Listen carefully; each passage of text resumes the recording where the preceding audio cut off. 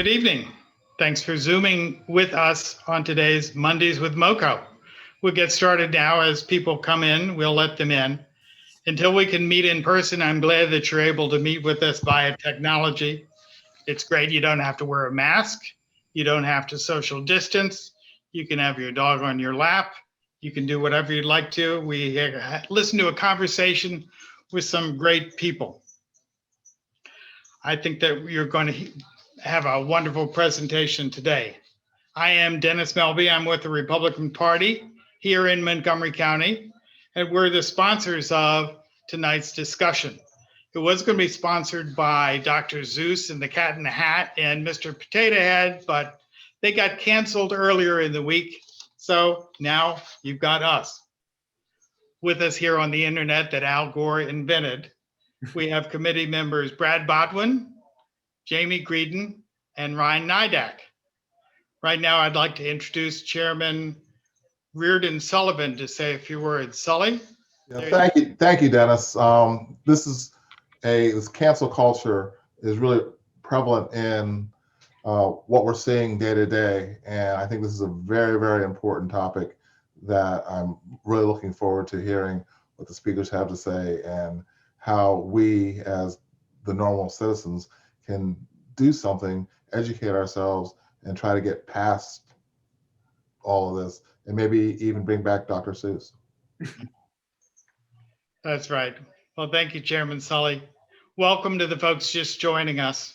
We do have great speakers, and we have time for questions at the end. You know, if you know Zoom, and I know everybody knows Zoom, there's a chat question button at the bottom of the screen. If you tap it and you type in your questions, we will ask them questions of the speakers after their presentations, okay? You know, America's institutions, our heroes, our culture, and our history are under daily attack from the far left, from many Democrats and their radical support groups, from the White House to Congress, to state governors, city mayors and city council members, county councils, the radical Black Lives Matter groups. I call them the Black Lives Marxist. The 1619 Project of the New York Times, the liberal New York Times, and the ANTIFA organizations. They like to call themselves anti-fascist, but they're the biggest fascist groups you'd ever want to beat. Nothing and no one is safe from this national cleansing. We've been told we're deplorables and we engage in Neanderthal thinking, and that's just the mild talk about us. Let's talk about the teaching of history and how it has continued to be transformed into indoctrination by illiberal, leftist propaganda and what it means for the future of our nation. Bruce Thornton from the Hoover Institution is a Shillman Journalism Fellow of the David Horowitz Freedom Center.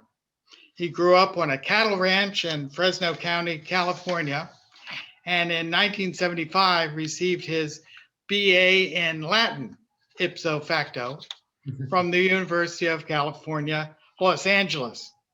Not only that, he earned a PhD in comparative literature, Greek, Latin, and English, in 1983.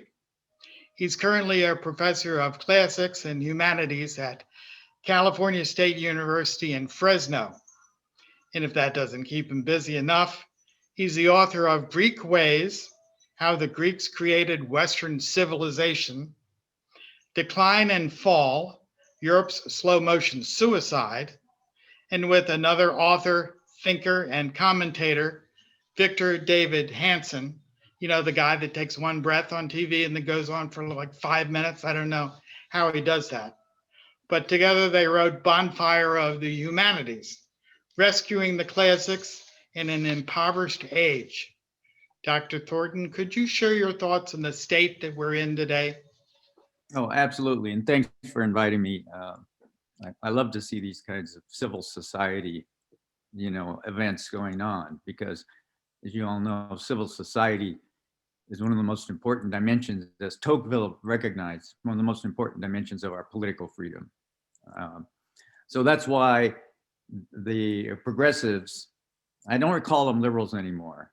I'm too much of a historian of ideas and respect the original liberal of the 19th century. These are progressives, and they've been at this for a century now. So this isn't some new phenomenon that erupted in the 60s or anything else. This has been a program that they have doggedly pursued. And Trump's election interrupted it briefly, but I think because of the virus. I don't think Trump loses if the virus doesn't happen. They're back again. And so we're entering a time here where we have to really commit to coming together and not having our usual Republican circular firing squad, okay, which we're getting ready to have. By the way, you know, there's a recall of Gavin Newsom, and I predict, I hope I'm wrong, I predict 2 Republicans will get on the ballot and split the vote, and another liberal another progressive will get in. Okay, just saying that. But anyway, part of what's at stake here and what's so important involves the teaching and learning of history. And that has been under assault, again, for a very, very long time. And I want to give you a little different perspective on this. If we say, well, what's the essence of progressivism? You know, left, right, what? What it is a species of scientism. Scientism is an activity that looks like science, that promises to deliver results science delivers, but can't. Why? Because if there's one thing history teaches us is we have not figured out human beings. We haven't developed a way of understanding them and changing them in order to improve them. So the idea of progress that lies at the heart of the whole modern project, starting in the late 18th century, is predicated on this false assumption, which everybody just takes for granted. Well, sure, there's progress. There's always going to be progress. We're better than they were before us. In fact, an average Iowa farmer in 1850 would not do some of the absolutely stupid stuff that many on the other side want to do today. I mean, they would look at that for 5 seconds and say, y'all crazy, you know, you can't do that, right? But we do it. But we think, and this is our problem, we think, or they think, I should say, the progressives think that they are the party of science, huh? And we heard that a lot over this whole COVID thing. Follow the science, okay? Well, science tells us a male is a biological male because of all sorts of, you know, structural components, right? And I can say that, you know, I'm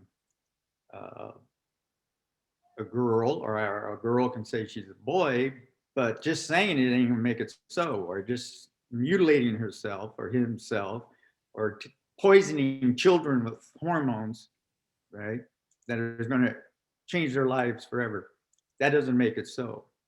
So this is a peculiarity of our time, historically unusual. I mean, you've had previous times in history in which an elite, right, some small portion of a culture or society will go haywire, but never where it's been so widespread. And the other dimension of this that we have to remember is people have been alive for about the last, let's just even say since World War II and the great economic expansion after World War II. There has never been a people in existence anywhere who has been as rich and as well nourished and as well entertained and as fed with such safe food than we are. And yet we are dissatisfied. We have standards of perfection that we want our leaders to lead us to. We're dead to the point now where feeling bad is a heinous crime. Somebody making you feel bad is a heinous crime. Okay. And you think of people before us and they say, you feel bad because of that? How about, the Spanish flu, which had killed in 1918, the equivalent, if you control for population, of 2 million Americans, right? And not people who are already dying of something else, but people who were young, those soldiers on their way to over there in World War I and in transports that crammed together. They died like flies. So everybody was dying. So one of the problem of our ignorance of history, or a lot of people ignorance of history, is we don't know how good we have it. It's amazing, right? If you start thinking critically about human life and our lives and what goes into our lives, we're the first people in history to make diabetes a disease of poverty. Back in Dickens' day, you could walk down any street in London, you could tell who had money and who didn't. It was on their face. It was in their body. So what this does is this creates standards for existence that nobody can meet. The bar is always moving. It's always getting higher. 100 years ago, an indoor flush toilet was a luxury. Now every hovel in a poor part of town has a indoor bathroom. So here we are, we're living better than the King of Spain lived in the 14th century or the 13th century. Yeah, he's drinking out of a silver cup and he's got a beautiful, priceless now tapestry on his stone wall. He's got rotten teeth, he's got intestinal parasites. He'll probably die of some diphtheria or something like that. And yet here we are, and we sit around and we complain because the world doesn't meet our expectations and our perfection. But let's face it, what the West has been doing for 100 years now is promising progress, hasn't it? It's been telling you things are going to get better. A child has the right to have a better life than his parents did. No, that's a hope we have for our children and people had for their children. And some will make it and some won't. Some for no reason of their own, but others for whatever reason. Now, no, that's an expectation. That's a right. By the way, you see that starting during Roosevelt. As early as I think it was the 32 election speech at the Commonwealth Club in San Francisco. The new Bill of Rights, not the unalienable rights given by nature and nature's God that no person can take away from us, that are part of who we are as a human being. No, you have a right to a good job. You have a right to healthcare. You have a right to recreation. Well, those aren't rights. Those are just good stuff to have.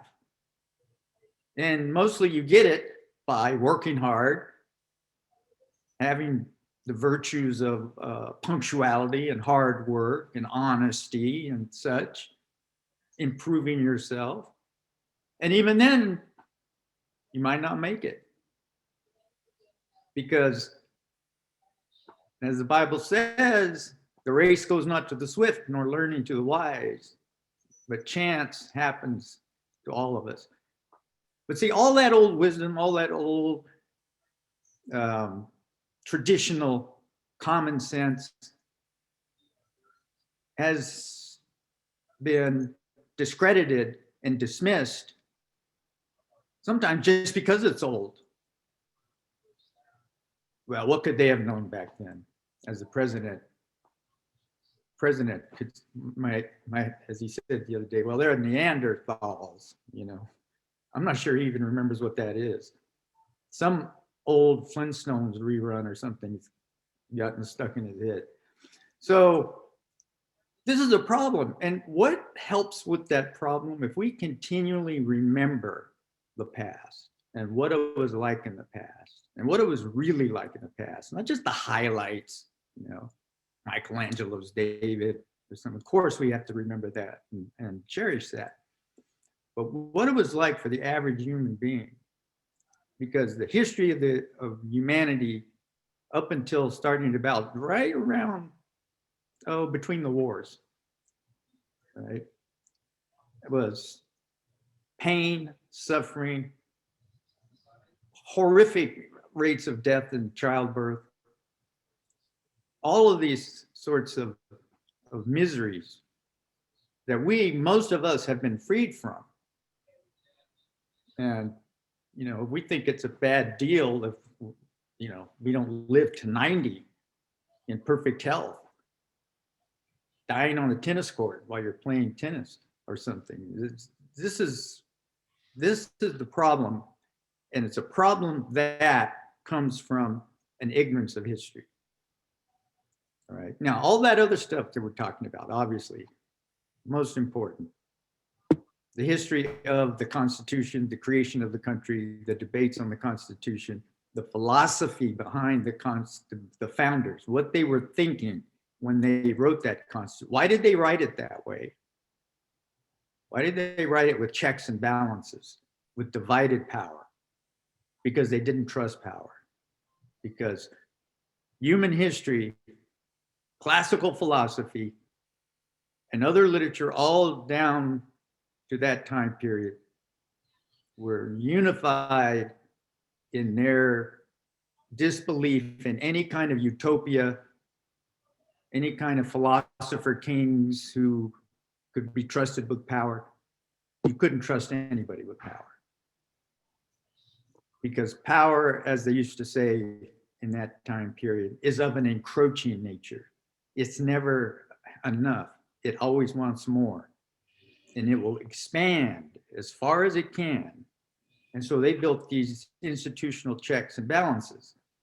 What's been happening since the late 19th century, the beginning of the progressive period, has been the dismantling of those, taking down those guardrails. And what has happened to the federal government in that time? It has expanded. It has grown to gigantic proportions that would have horrified the founders. And so, is it any surprise, our political freedoms, the sovereign states and their freedom, our civil institutions, our churches, our businesses, they lose their freedom, or they join in with the big government, because big business likes big government. Don't forget that. Right? Because big government doesn't want to have to call 10,000 stores. It wants to call 3, right? And they'll sit down and they'll decide what the regulations are and who benefits and who pays. So this has been the consequence. So when I talk about history and why it's important, I think in terms of perspective in painting. Now, if you see an old master, it's painted to look like reality, isn't it? You see a perspective in it. That is, it has the illusion of depth, doesn't it? The objects in it are related to each other in terms of a created space. And that's how you could make sense out of everything. What's close, what's near, right? Because they have perspective.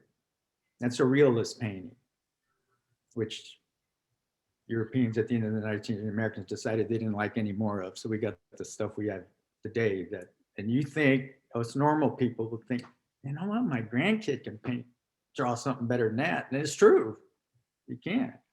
Well, that's because you haven't had an egghead from some university explain to you exactly why this is so brilliant. Right? and so important. So what's happening to us today with the assault on history, and this has been going on a long time again, right? It's like a Cubist painting. You ever seen a Cubist painting? Just look up a Cubist painting when you get a chance. There's no perspective.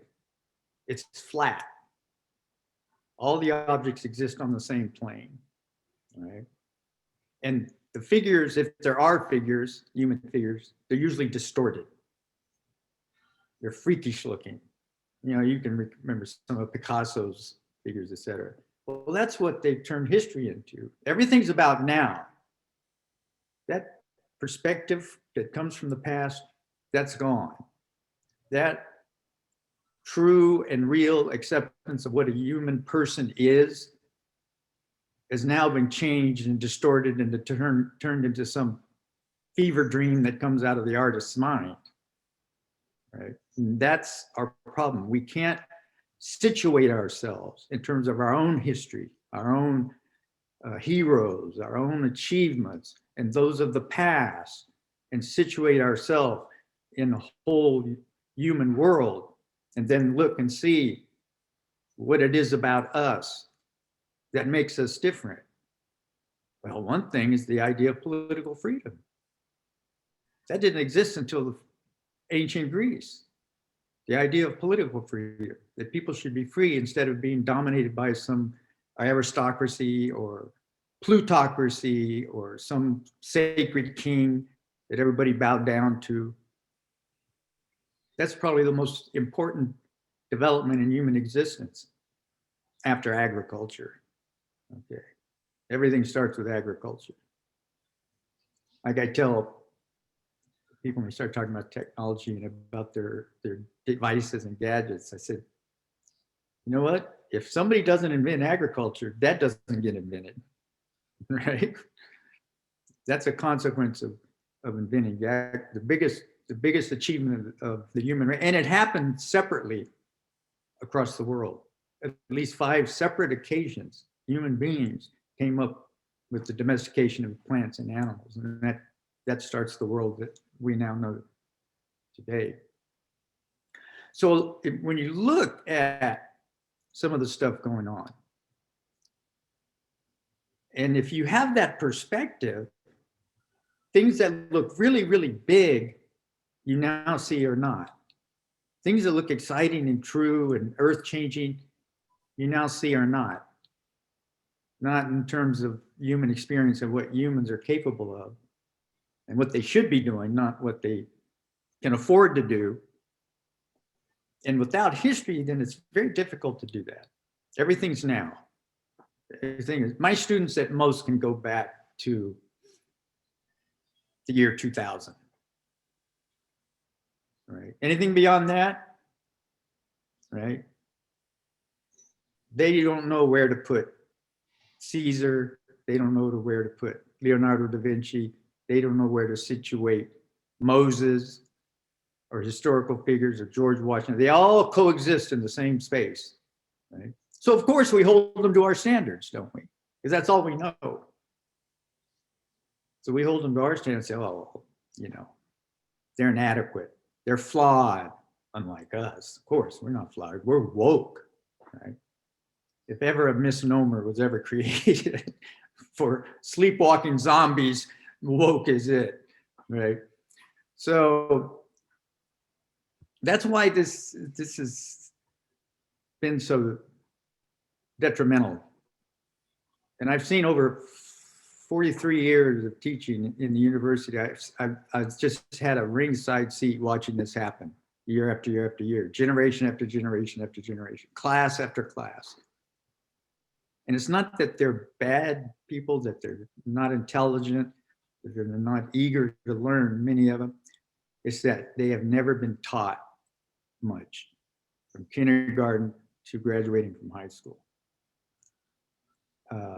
And if you're not teaching that, then what are you teaching?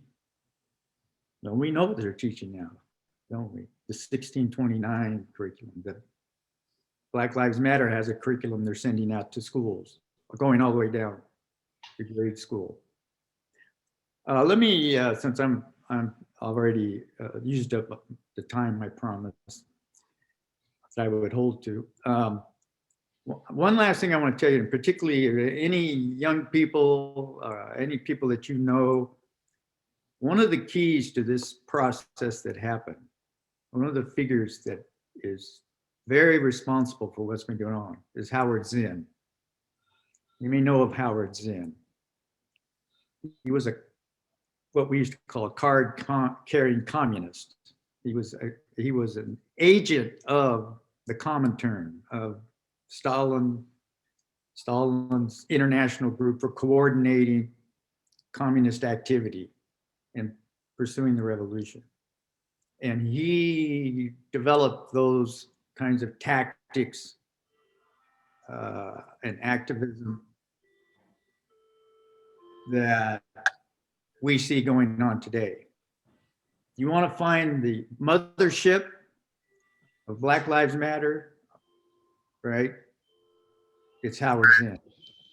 His book has been in schools, including grammar schools now, since the late 80s when it was published. It has influenced so many people, teachers, scholars, etc. So I'll leave you with this recommended reading, because what would a professor be without recommended reading? There's a book by a woman named Mary Grabber. I might not pronounce her name, maybe Graber or Grabber. It's called Debunking Howard Zinn. It will be an eye opener. If you have a grandchild, a child, a nephew, your gardener, whatever, anybody you can, whom you know to be capable of reading, get them this book and have them read it. It's an education in seeing just how duplicitous and consciously so that this movement is. And this is what's now been so prevalent just in the last 3 or 4 years. It's come to the surface. It's come out from under its disguise. So at that point, I know you have another speaker, and I'll stay with you and see if you have any questions or complaints or. Well, thank you. We appreciate that. That certainly gave us a lot to think about. And it's kind of depressing the way that you lay it all out, but I think it's probably all true. Yeah. So we really appreciate that. Congressman Harris has come on board, so maybe we could just go over to him. I'd like to, if that'd be okay with you, Congressman, I'd like to introduce you. Dr. Andy Harris represents the Maryland 1st District in the United States Congress. He's a former Maryland state senator, and his congressional district stretches from the Eastern Shore to the Pennsylvania state line. He's the only Republican member of the Maryland delegation and quite popular in his district. Popular among the Republicans and the Democrats, as a matter of fact. He's actually very popular here in Montgomery County, too. We have a number of congressmen here that say they represent us, but I think that he's probably our favorite congressman in Montgomery County. There's recently been a leftist push to remove him and his voice from the Congress. We are so happy to have you here, Congressman Harris. Can you tell us about your experience and how we can fight the cancel culture in the United States and maybe Annapolis and Rockville also? Sure, absolutely. And thank you very much for inviting me this evening. I'm on my way back home from Washington. You know, we have another issue coming up. The Democrats, who are completely out of control, want to bring back earmarks. They must have forgotten about 2010 when Nancy Pelosi was first retired in 2010. And if they go through with this, we're going to retire her again next year in 2022. But let's talk a little about the cancel culture, because I think this is, you know, Newt Gingrich came to talk to a group of us last week, and he said that this is one of the two issues that is going to be very, very important in next year's election, because I think you know, when they cancel Dr. Seuss, everybody pays attention. The bottom line is that, you know, up until now, it's been, you know, one-offs, but, you know, they're canceling some Hollywood stars. They're canceling Dr. Seuss. Who's next? I don't know. As you mentioned, they tried to cancel me. Apparently because I thought that we should constitutionally look at how Pennsylvania, how the governor and the judicial branch changed election laws in contradiction to the Constitution. I thought that ought to be investigated. And because of that, my vote not to immediately agree to the electors from Pennsylvania, they thought I should resign or be thrown out of Congress. That's pretty interesting because 250,000 people voted for me just a couple months before that. And part of the cancel culture is it doesn't make a difference whether 250,000 people voted for you. They want you to represent them. If, the liberals and socialists on Capitol Hill and Nancy Pelosi and the squad, if they don't want you in Congress, they're going to attempt to get you out of Congress. We haven't seen the end of this yet, but this will reach much further than Congress. It will reach, if we let this go unchecked, it will reach into every business. We know that it's already happening, where people are either threatened to have their jobs lost or in fact losing their jobs or not being hired because of their political opinion. And that's very dangerous. That's not the America my parents came to. It's not the America I grew up in. It's not the America I put the uniform on to defend. This is in just complete contradiction to the First Amendment right to express your political views. And we have to fight it tooth and nail every step of the way. Now, how are we going to have to do that? Well, one way to win is to win back Congress in 2022. I will tell you, because Maryland should have more than one Republican congressman or congresswoman. We should have two or three. If two of the last three governors have been Republicans, there's no reason we shouldn't have 3 of our 8 members in the delegation be Republican at least. We know that the only reason that's not true is because of gerrymandering. We know that that there are large numbers of Republicans throughout the state, and if you draw the map fairly, you'll probably elect 2 or 3 Republicans to Congress, not just one.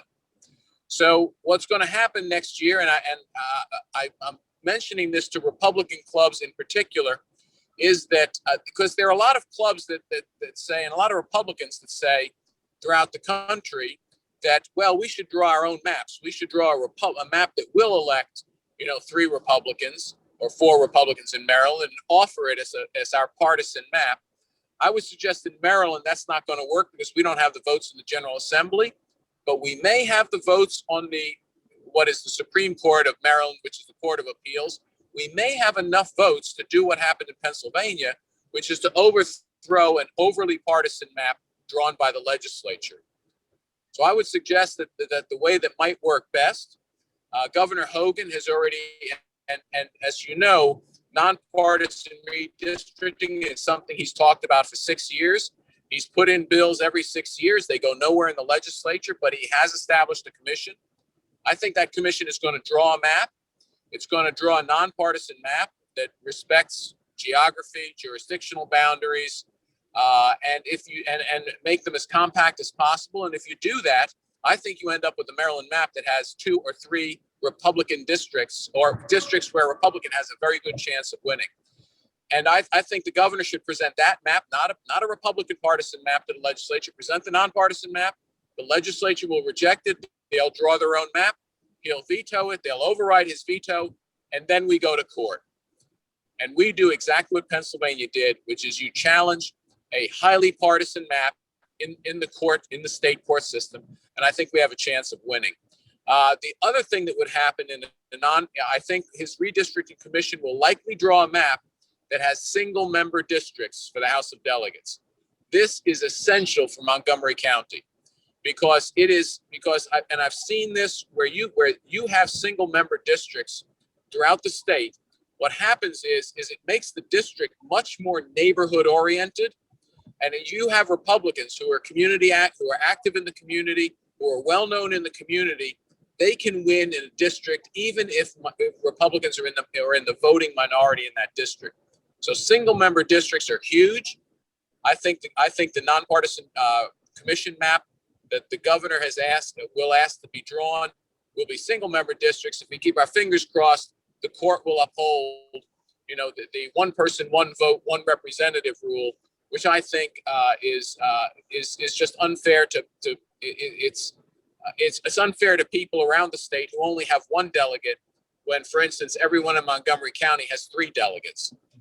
So that's with regard to redistricting in the future in Maryland 2022. I think that's going to be very important. Look, in Washington, the Democrats are off the rails.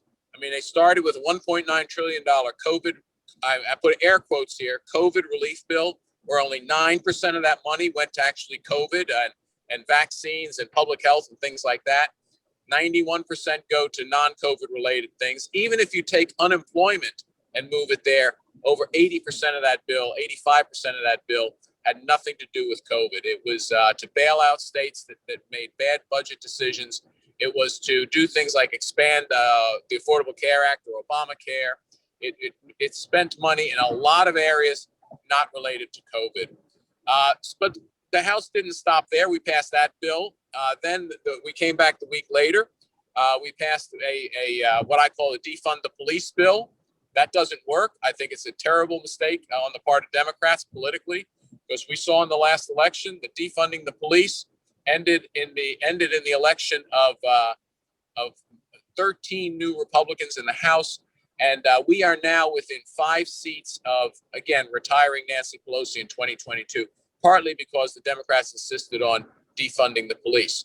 From there, they went to H.R. 1, the quote, air quotes again, voting reform bill that did things like, which I call the cheat by mail bill, which expands voting by mail, encourages sending out ballots to everyone, even a voter roll that hasn't been purged. It actually makes purging voter rolls more difficult, puts up barriers to purging voter rolls, which you know are notoriously inaccurate. In some states, up to 20% of the voting rolls are inaccurate. I don't know what the statistic is in Maryland because maybe no one looks, but I suspect only that probably 10% of the rolls are not accurate in Maryland, yet everyone would receive a ballot. That bill also eliminated voter ID. Now, if you mail ballots to everybody and you expand same-day registration and you don't ask for voter ID, you're asking for fraud. The last thing, one of the other things it did a whole lot more things. It did, ballot harvesting, where you can hire, a group or a party can hire people to go collect ballots. And of course, when you collect the ballot, if you know where that ballot came from, that ballot may or may not find its way to the election board.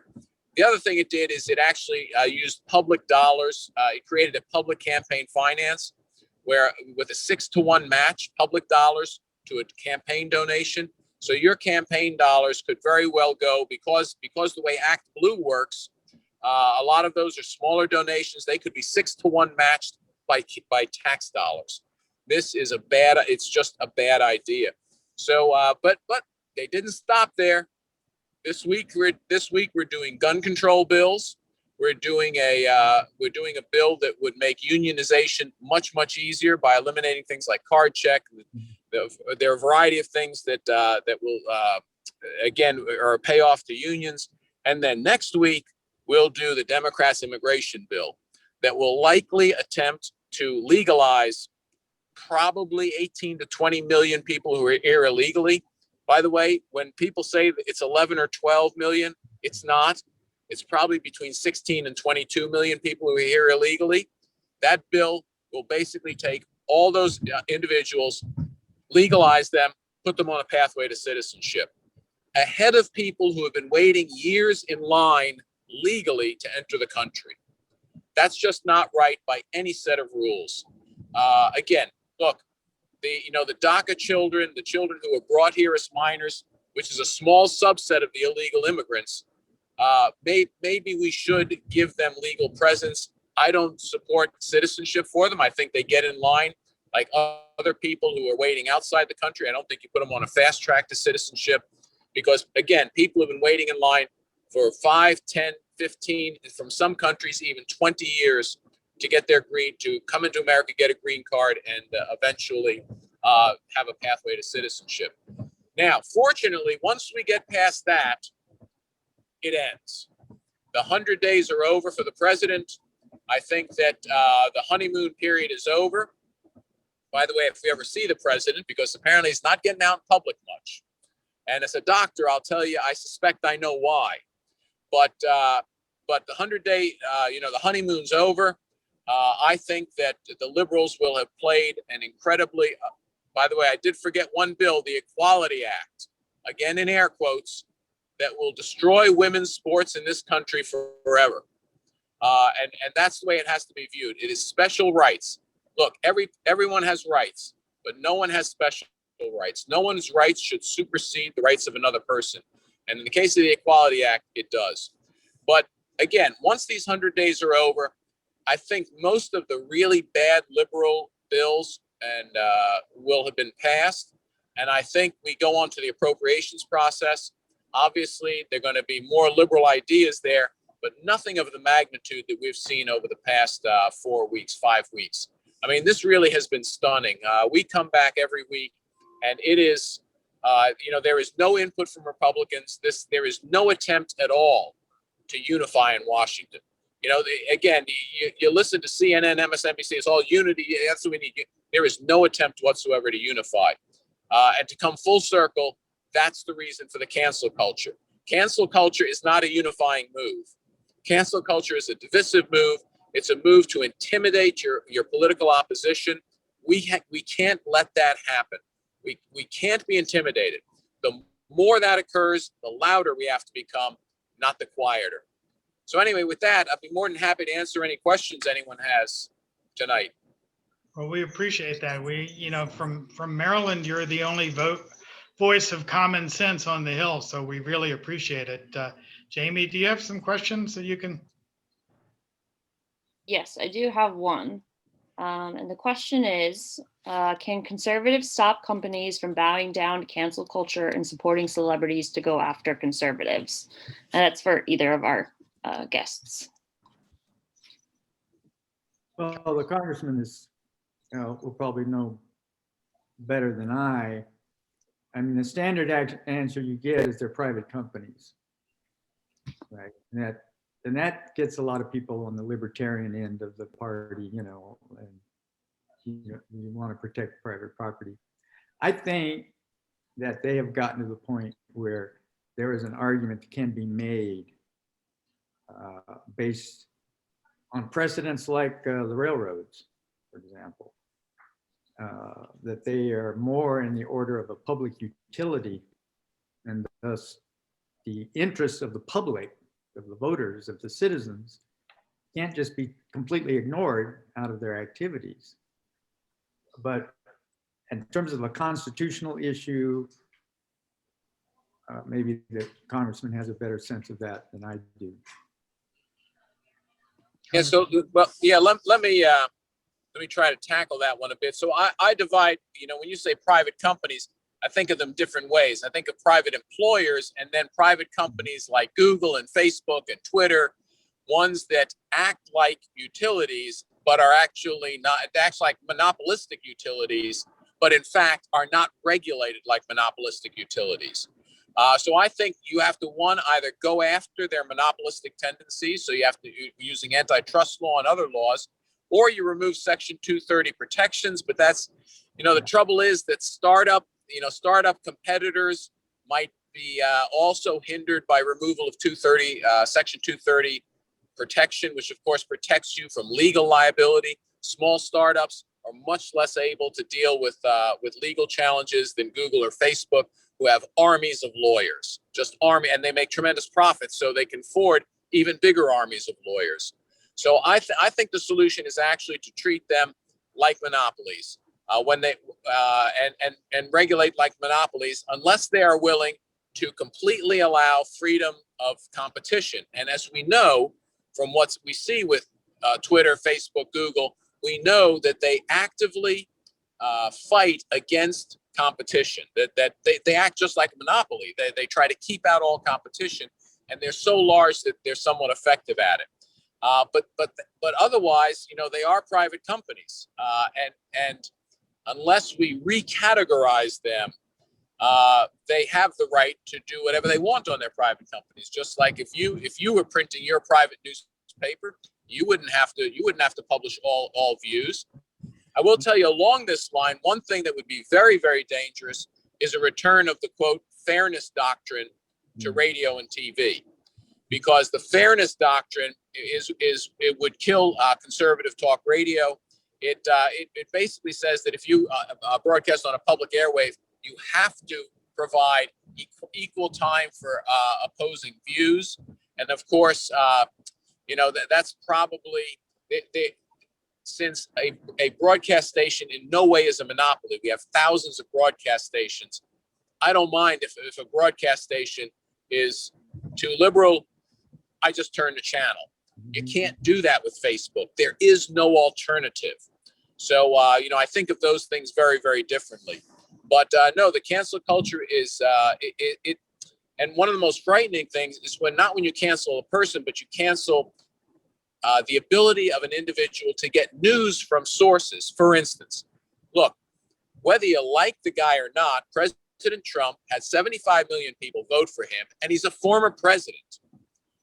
For a company in America, again, acting in a monopolistic way, to say he cannot communicate with Americans is about as anti-American as I think you can get. Thank you. Jamie? Yes, this one is for Congressman Harris. After the mess of the last election, how can we put our trust in the election system again? Sure. So I think that some states are doing it the right way. I think there have been some excellent articles written about looking at Florida and how Florida, after the debacle in 2000, we all remember hanging chads, the whole thing, they completely got their election game in order.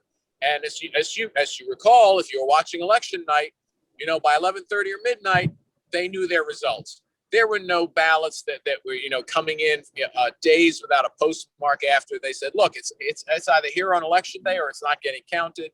They started counting absentee ballots earlier, so they knew by election night, no shenanigans, no stopping counting, waiting for, van loads of ballots to come in from somewhere. They have their act together. So I think that a lot of the Republican controlled states are going to put protections like they have in Florida in place. So now look, what about here in Maryland? My biggest concern in Maryland is that we go to a mail-in ballot system where everybody on the voter roll gets a ballot, whether they ask for it or not, whether they still live here or not, whether that voter roll has been purged or not. I think that's where the real fraud, and that's why I call it cheat by mail. If you don't purge your voter rolls, you don't ask for voter ID, and you mail everyone a ballot, you will get fraud. There's no question about it. In fact, one of the things that's most interesting, because when I was in the state Senate, I served for 12 years on the election committee. Numerous times somebody would say, oh, fraud really doesn't occur. There's never been a case, the prosecuted things like this. It's very, very interesting because now kind of everybody admits, yeah, fraud occurs, but it's not big enough to change the outcome of an election. We should never accept voter fraud. When I was in the General Assembly, I put in voter ID bills. They were routinely not passed, but we need voter ID. 80% of Americans think that you should have to show an ID to vote. It's a winning issue. We should continue to talk about it. I have one here from Rockville for Bruce Thornton. It says, what can fellow concerned citizens on this seminar tonight do as individuals and through our groups and organizations we belong to fight back against this erosion of our national achievements and our national purpose? Yeah, that's what we all want to know. We all want to know, what can we do? Well, I always feel and tell people, well, you start out from what's closest to you. You start with your own family, you start with your kids, grandkids, their kids, etc., the people you know, your churches, and you try to get people to see that this just isn't a bunch of old, dotty professors upset about something. This is serious. This is deadly serious. And that's why I mentioned Howard Zinn and this spectacular book called Debunking Howard Zinn, because it can arm you. If you, let's say you have a family member, kid goes to college, of course, he gets turned into a woke progressive and starts talking. And I guarantee you most of the time, they don't have a clue what they're talking about. They're just repeating what somebody else told them. So you arm yourself, right, with the facts. One of the most amazing phenomena, speaking of history, is most people today, for example, in this country,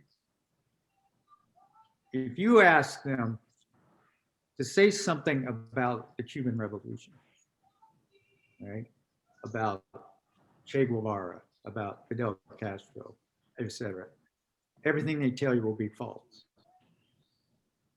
right? If you ask them, try this one, if you want to annoy one of your relatives at Thanksgiving or some kid. Was Fidel Castro and Che Guevara people of color? Ask them that question. Because they weren't. They're Caucasians, right? So just at that level, the mere facts of that historical event, nobody knows. So you can get something happen as when Obama basically made it okay for American tourists to go to a totalitarian state, right? Give them our hard currency, which they turn around and give maybe 10% to the actual workers, and then shut off all of the rest of the country so the tourists only get what they're supposed to see. So those are sort of the little ways. Another way is, your local school boards. Right? I know we're conservatives. We have jobs. We work. Okay, we have families. Our life isn't just our little woke, narrative. But it takes some people to make an effort to go down to a local school board, right? And to raise questions and to ask questions and to put heat on people. And if it's an elected official, right, superintendent of schools, he has to stand for election. And you can do the same thing with universities. I mean, UCLA finally gave up calling me and asking me for money. All right. I said, no, I'm not going to give you any money. If you need money, start making your teachers teach a respectable number of hours a week, right? Instead of 8 or 9. But your alumni associations, when they call you up and they want to say no. There's a wonderful organization called the American Council of Trustees and Alumni. And it keeps its eye on all these universities and what they're getting up to and what they do with well-meaning alumni dollars. And most of the time you can get to them through money. We had a terrible, way back in 2003, some wacky professor put together this, called it a forum on the Middle East. And I'm, writing for Front Page Magazine, David Horowitz, and, I started looking at these people. And so I wrote a column on it, and the local Jewish community contacted me and said, when the president calls you or your business of the university and says, we have a big capital campaign going now, what can you give? You tell them nothing. You tell me why you're having this kind of propaganda, right? Unbalanced, with nobody to respond, nobody to give the other side, with students held as hostages, right? Because that's how you fill those things. You give students extra credit, then they go and, then come back and talk to me. And so you have to be challenging, you have to be aware in the sphere you are in as much as you can. Thank you. Mm-hmm. Jamie?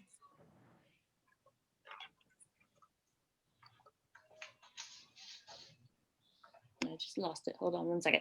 This is for Dr. Thornton. And this question is, why do you think progressives are trying so hard to change and misrepresent history?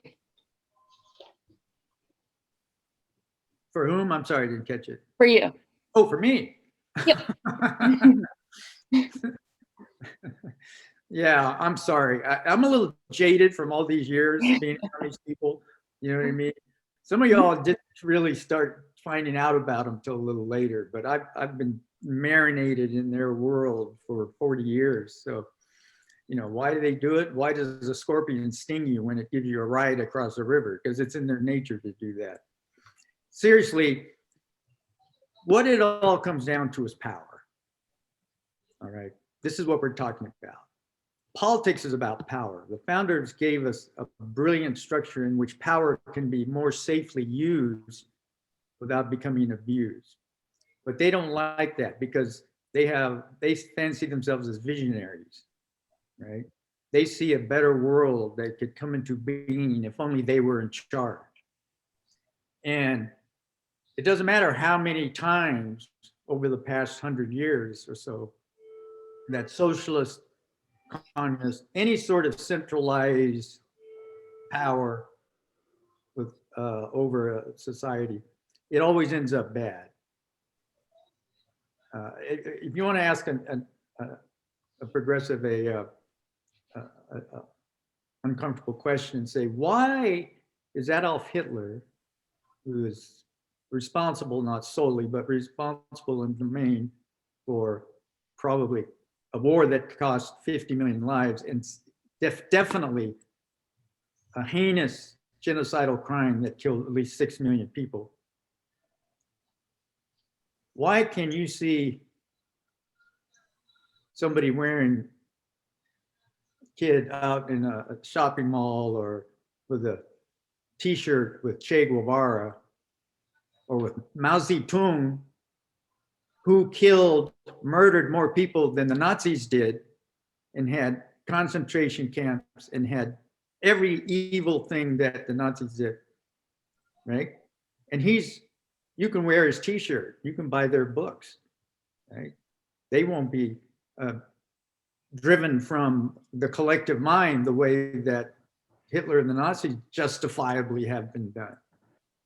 So anybody that tells them I'm a visionary, I'm going to stop injustice, I'm going to create the brave new world, right?